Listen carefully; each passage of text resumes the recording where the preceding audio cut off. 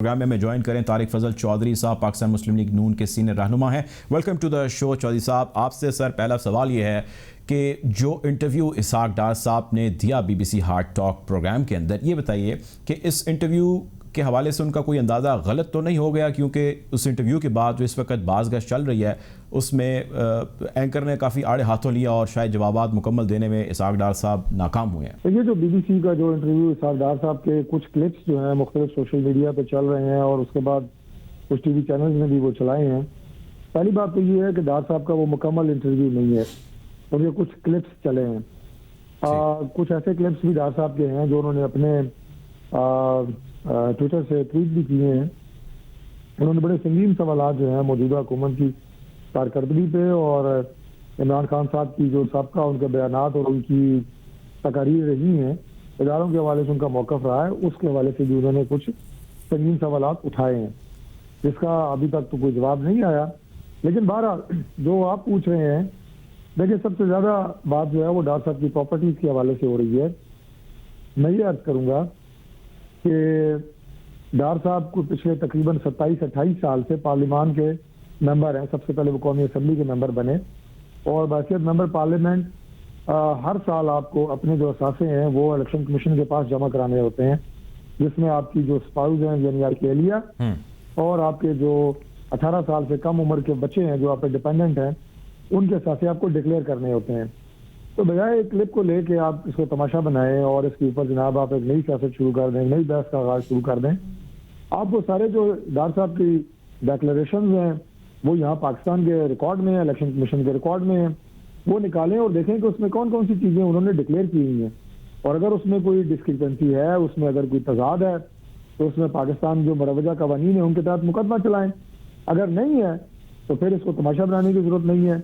बात सिर्फ इतनी सी है, तो हमारे जो मौजूदा हुक्मरान हैं सो कॉल्ड, इनका काम ये है कि कोई एक चीज़ उठाओ और 10-15 दिन मीडिया के ऊपर उसको अच्छा पीटो और उसके ऊपर जनाब एक तमाशा लगाओ, उसके ऊपर हर्जा रसाई करो और असल जो अवाम के इशू हैं, जो अवाम इस वक्त बेचारे अजीब मखमसे का शिकार हैं, तकलीफ का शिकार हैं।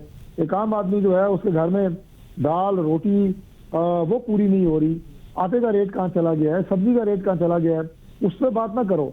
असल तो मसला ये है जिसको बात करें, TV प्रोग्राम्स होने चाहिए, इनकी नालायकी और इनकी डिटाई एक्सपोज होनी चाहिए, उस पर बात कोई नहीं कर रहा।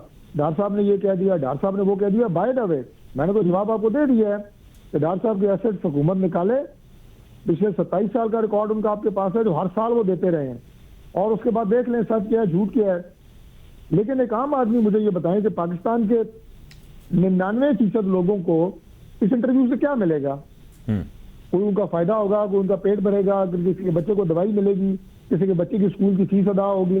नहीं होगी। लोगों को जो है वो जो उनके मसाइल हैं उनके हवाले से गुफ्तगू ही कोई नहीं हो रही। दवाइयाँ आपने 6 अरब रुपया खा के गवर्नमेंट के नुमाइंदों ने 6 अरब रुपए की रिश्वत लेके 500% महंगी कर दी हैं, उसमें कोई बात ही नहीं कर रहा। आटा कहाँ था, कहाँ चला गया, चीनी कहाँ थी, कहाँ चली गई है। मैं सिर्फ उन आइटम्स की बात कर रहा हूँ जिससे हमारे 95% पाकिस्तानियों का घर और उनका बजट बुरी तरह मुतासर हुआ है। 5% लोग जो हैं उन्हें कोई फर्क नहीं पड़ता। ठीक है। अच्छा सर, एक और बड़ा अहम सवाल है, एक बहस सोशल मीडिया पर भी जारी है और हमने भी देखा कि जो मियां मोहम्मद नवाज शरीफ साहब का बयानिया था फौज को लेकर, जब से PDM की तहरीकें शुरू हुई और जब से आप खिताब हुए, आप भी बहुत सरों के अंदर मौजूद थे, वो बयानिया वक्त के साथ साथ कुछ दम तोड़ता दिखाई दे रहा है, इसकी क्या वजह है?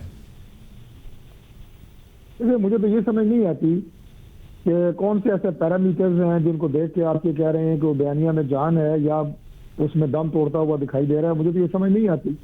अगर आप जलसों में अवाम की शिरकत देखें, उनका जोशो खरोश देखें, तो वो मियां नवाज शरीफ के बयानिए की तायीद के लिए वहाँ पे आते हैं। वहाँ पे वो कोई मेला तो नहीं होता। मैं सर स्पेसिफिकली जो उनका फौज को लेके बयानिया में उसकी बात कर रहा हूँ। नहीं, फौज को लेके कोई मियां नवाज शरीफ का बयानिया नहीं है। ये सारी बातें बयानात हैं बहुत सारी जा रही हैं मियां नवाज शरीफ पे, हमारी जमात पे, PDM पे। और जब हुकूमत को जो मैंने बात की आपके सामने कि जब इनके पास अपनी नालायकियाँ और नाअहलियाँ वो इनसे छुपाई नहीं छुपती तो फिर ये फौज के पीछे छुपते हैं। अगर बात की जाए जनाब इनकी नालायकियों की, इनकी नाअहलियों की, तो ये फौज के खिलाफ है, फौज के खिलाफ बात कर रहे हैं। फौज के वो जो अफसरान जिन्होंने मुल्क में मार्शल लॉ लगाए हैं, उनकी तारीफ कौन कर सकता है? आप कर सकते हैं। जिन्होंने पाकिस्तान का आइन तोड़ा उनको आप सपोर्ट कर सकते हैं? करते हैं तो बताएं। कोई भी नहीं करता। इवन बहुत सारे प्रोग्रामों में फौज के जो रिटायर्ड जनरल्स आते हैं उन्होंने भी कहा कि मार्शल लॉ जिस जिसने लगाया है वो गलत है, पाकिस्तान का आइन तोड़ा गया वो गलत है। ये अलग बात है कि उनके खिलाफ कोई कार्रवाई नहीं कर सका। जिन जजों ने कार्रवाई की जिस अदालत ने, वो अदालत ही उड़ गई, ये एक अलग बात है। जब मुशर्रफ एक दिन के लिए जेल नहीं गए, एक अदालत में पेश नहीं हुए, ये एक अलग बात है। लेकिन जो उन्होंने किया वो तो गलत है। और आज अगर उस गलत को गलत कहें तो कहते हैं जी फौज के खिलाफ है। फौज के खिलाफ बिल्कुल नहीं है। फौज पाकिस्तान की हिफाजत की जामिन है। एक एक फौजी जो है उसका पाकिस्तान के एक एक फर्द पे कर्ज है। एक एक शहीद का हमारे ऊपर कर्ज है। हम उनका कर्ज नहीं उतार सकते, उनकी माओ का कर्ज नहीं उतार सकते। तो ये कह देना जनाब फौज के खिलाफ है और जनाब उसके बाद अंदर घुस जाना, नहीं, ऐसा नहीं है। ये हुकूमत के लोग छुपते हैं और डरते हैं और ये फौज के पीछे छुपते हैं। कोई बयानिया हमारी किसी भी लीडर का, किसी भी पार्टी का ना फौज के खिलाफ है और ना हम है। हम सिर्फ रूल ऑफ लॉ की बात करते हैं।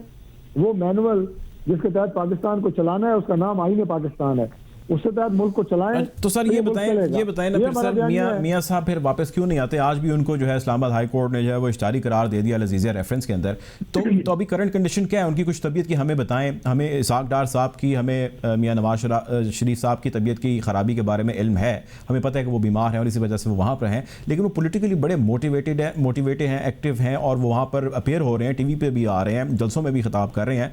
तो वो ये सब कुछ यहाँ पर आकर क्यों नहीं कर पा रहे, जबकि उनको अदालतें, हुकूमत यहाँ पर तलब कर रहे हैं? देखिए मियां नवाज शरीफ साहब की बीमारी के हवाले से बहुत ज़्यादा सियासत पाकिस्तान में हुई है और हो रही है। इससे पहले बेगम कलसूम नवाज की बीमारी के हवाले से बहुत ज़्यादा सियासत भी हुई और बड़ी गंदी सियासत हुई। अल्टीमेटली वो अल्लाह को जब प्यारी हुई तो उस वक्त लोगों को यकीन आया। मैं उनकी बात कह रहा हूँ कि जो मैं क्या कहूँ कि किस किस्म के ये किरदार थे जो उनकी बीमारी के ऊपर भी जो है वो पॉलिटिकल स्टेटमेंट्स देते थे, फिर उनके मुंह बंद हुए। कुछ तो ऐसे थे जिन्हें बाद में माफी मांगनी पड़ी उनकी वफात के बाद। इसी तरह ये मियां नवाज शरीफ साहब की बीमारी के पीछे भी लगे हुए हैं, पॉलिटिकल स्टेटमेंट्स दे रहे हैं। तो मियां साहब जब डॉक्टर्स उनके अलाउ करेंगे वो जरूर पाकिस्तान आएंगे, पहली बात। दूसरी बात यह है कि कोई पॉलिटिकली मोटिवेटेड मियां नवाज शरीफ साहब वहां से किसी जलसे से खिताब नहीं कर रहे, वो रैलियां नहीं निकाल रहे। अगर पाकिस्तान में किसी पब्लिक गैदरिंग से वो खिताब करते हैं तो वो टीवी कंप्यूटर के सामने बैठ के करते हैं, जैसे मैं आपसे बात कर रहा हूँ। और उनकी सेहत के हवाले से जो हुकूमती यहाँ पे कमेटीज बनी, बोर्ड बने, उन सब ने बताया कि मियां नवाज शरीफ साहब की सेहत जो है वो खराब है।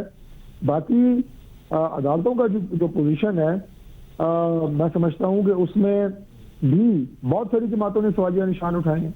जो फैसले में उसमें बहुत ज्यादा सवालिया निशान उठे हैं। हैविंग सेड दैट, इससे पहले मियां नवाज शरीफ साहब पाकिस्तान जब आए उन्हें पाकिस्तान की अदालत से सजा हो चुकी थी, उनकी बेटी को सजा हो चुकी थी, तो वो सीधा जेल जाने के लिए आए थे। वो पाकिस्तान की अदालतों का एहतराम करते हैं, हम इस मुल्क के कानून का एहतराम करते हैं, आइन का एहतराम करते हैं। जरूर वापस आएंगे and he will face all the cases जो उनके खिलाफ बने हुए हैं, बिल्कुल करेंगे।